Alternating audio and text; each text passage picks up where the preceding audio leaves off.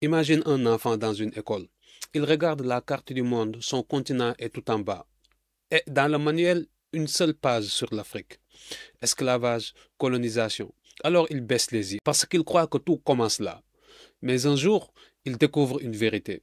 Une vérité qu'on lui avait cachée. Et cette vérité, elle brûle trop fort pour qu'il la garde pour lui. Yo, toi aussi, tu as déjà eu l'impression qu'on t'a vendu une histoire bidon. Qu'on t'a appris que l'Afrique, c'est juste esclavage, colonisation, misère. Moi aussi. Mais un jour, j'ai compris un truc. Avant tout ça, on dominait le monde. Pas par les armes, mais par le savoir, par la science, par la grandeur. Des empires plus riches que l'Europe, des universités avant Oxford, des royaumes qui faisaient trembler le monde. Et là, tout a changé. J'ai compris. On ne manque pas de talent, on manque de mémoire. Nipo, knowledge is power. Parce que connaître tes racines, c'est du carburant. Pour bâtir ta vie, ton futur, ta confiance. Pas demain, aujourd'hui. Yo, family. Ici, c'est votre frère Ibrahima Kamara. Bienvenue sur Nipo. Parce que le savoir, c'est une arme. Et ici, on apprend à la manier avec sagesse. Allez, on y va. Depuis petit, on m'a appris que notre histoire commençait avec les chaînes. Comme si avant l'esclavage, il n'y avait rien. Le néant. Mais c'est faux. Complètement faux. L'Afrique, ce n'est pas juste des larmes et des tambours. C'est la source de la science, de la spiritualité, du commerce, de la pensée. Nos pyramides ne sont pas que des pierres. Ce sont des pages d'un livre que le monde a refusé de lire. Nos tambours n'étaient pas que du bruit. C'étaient des télégraphes, des langages codés. Nos griots étaient nos bibliothèques vivantes. Des archives humaines, gardiennes de la mémoire. Nos ancêtres avaient des bibliothèques quand d'autres découvraient à peine le papier. Ils observaient les étoiles, soignaient avec les plantes, construisaient des royaumes où l'éducation était sacrée. Pourquoi on nous a caché ça? Parce qu'un peuple qui se connaît ne se laisse pas dominer. Et ça dérange. Mais la vérité finit toujours par remonter. Quand tu reconnectes avec elle, tout change. Ta posture, ton regard, tes rêves. Tu ne vois plus le même monde. Tu vois ton héritage. Tu vois toi, à ta vraie place. Tu veux du concret? Regarde ça. Empire du Mali, 14e siècle. Route commerciale, école, palais, de l'or partout. Mansa Moussa, roi du Mali, a tellement distribué d'or au Caire qu'il a fait chuter le prix du métal pendant 10 ans. 10 ans, frère. Tu réalises? Il a traversé le Sahara avec des milliers d'hommes, des caravanes d'or, des savants, des architectes. Son pèlerinage, c'était une déclaration de puissance. Pas pour montrer sa richesse, mais pour montrer que l'Afrique comptait. Et pourtant, on t'en a jamais parlé. Parce que cette image change tout. À partir de ce moment-là, quand tu te regardes dans le miroir, tu ne vois plus un Africain au hasard. Tu vois le descendant d'un empire, Reine Nzinga, une femme, une stratège, une diplomate, une reine. Elle négociait avec les Portugais et protégeait son peuple comme une lionne. Tombouctou, Sankoré, 25 000 étudiants, des milliers de manuscrits sur la médecine, l'astronomie, la poésie. Pendant ce temps, à Paris, l'université venait à peine de naître. Les Dogons. Ils connaissaient Sirius B, une étoile invisible à l'œil nu, bien avant l'invention du télescope. Et là, pose-toi la question. Si nos ancêtres ont accompli tout ça sans électricité, sans Internet, sans moyens modernes, qu'est-ce que toi, tu peux faire aujourd'hui? Ouais, c'est ça la vraie question. Parfois, le déclic ne vient pas d'un livre, il vient d'une parole, d'un regard. Un jour, quelqu'un me dit, ouais, mais l'Afrique, c'est la pauvreté, les guerres, la corruption.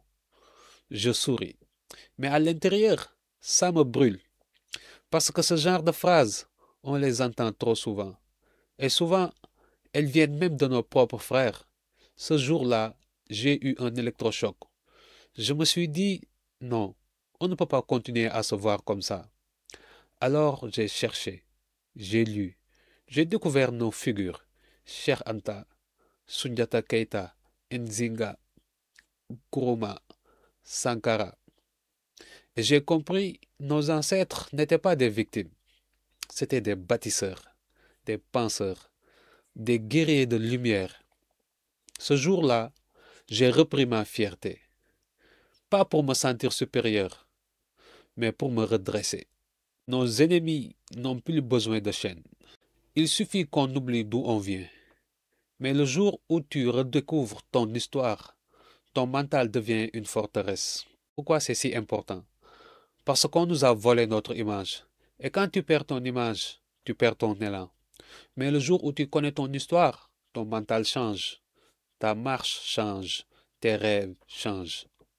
La connaissance de soi, ce n'est pas du folklore, c'est une arme, une lumière. Et elle éclaire tout ce que tu touches. Tu ne deviens pas quelqu'un d'autre, tu redeviens toi-même. Et c'est là que le vrai travail commence. Tu veux te reconnecter? Pas besoin d'être historien, pas besoin d'avoir un passeport pour Bamako. Voici 5 gestes simples. Regarde une vidéo d'histoire chaque jour, même une minute, juste pour nourrir ton imaginaire. Prononce un nom, Nzinga, Sundiata, Shaka Zulu. Dis-le, sens-le. C'est plus qu'un nom, c'est une vibration. Choisis un modèle. Étudie sa vie, ses erreurs, sa vision. Inspire-toi de sa discipline. Transmets une vérité. Dis à quelqu'un une chose qu'il ignore sur l'Afrique. Même une phrase. C'est comme rallumer une bougie. Écris ta mission. Le soir, écris une phrase. Je suis l'héritier d'une histoire puissante. Un jour, ton esprit finira par y croire. Ces gestes simples, répétés, réparent l'intérieur.